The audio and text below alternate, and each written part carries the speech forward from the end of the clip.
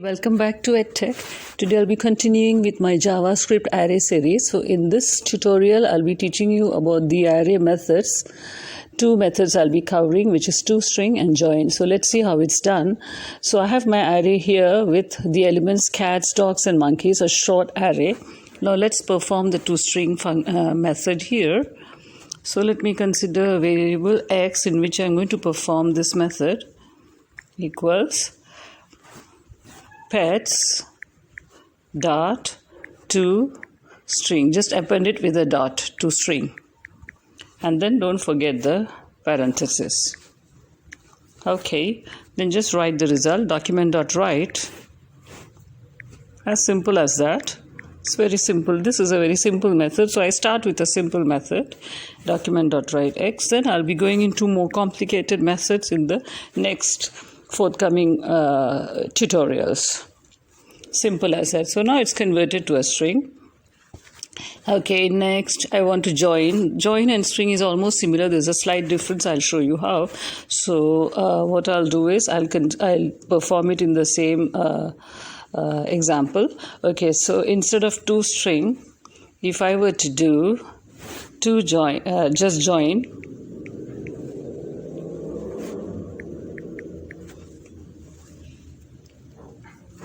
So with the same example, let's say instead of toString, I do var x equals pets.join and then the parenthesis.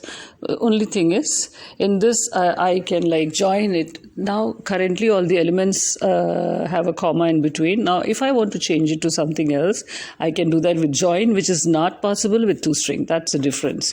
So let's say I use a symbol, something like, for example, let's say this. And then let's see the result. There you go. You can even have any other $sign or something like that.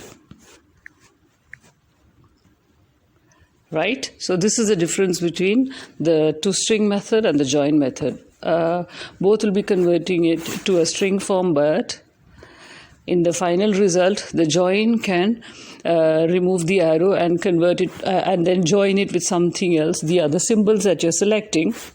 Whereas in the toString method, it doesn't happen that way. It will just retain the commas which is already there. Yeah, so that's the difference. These are very simple methods. I'll be teaching you more complicated and complex methods. There are so many more to come in my forthcoming tutorials. So until then, stay safe and stay subscribed. If you're still not yet subscribed to my channel, do remember to subscribe and also press the bell button so that you're immediately notified of all my regular channel tutorials, especially for this JavaScript arrays. I'll be introducing and publishing lots and lots of tutorials in this series, and there are many more to come. I'll be teaching you in a very easy manner, because remember, JavaScript array methods are quite complex, and I'm trying my best to make tutorials in a manner that even a layman can understand. Okay, so let's stay all subscribed, stay safe, stay subscribed again, and do support my channel by liking it, sharing it also with your friends and with your classmates who are learning JavaScript. I will be also including a link to my other tutorials in HTML and CSS, so you can take a look.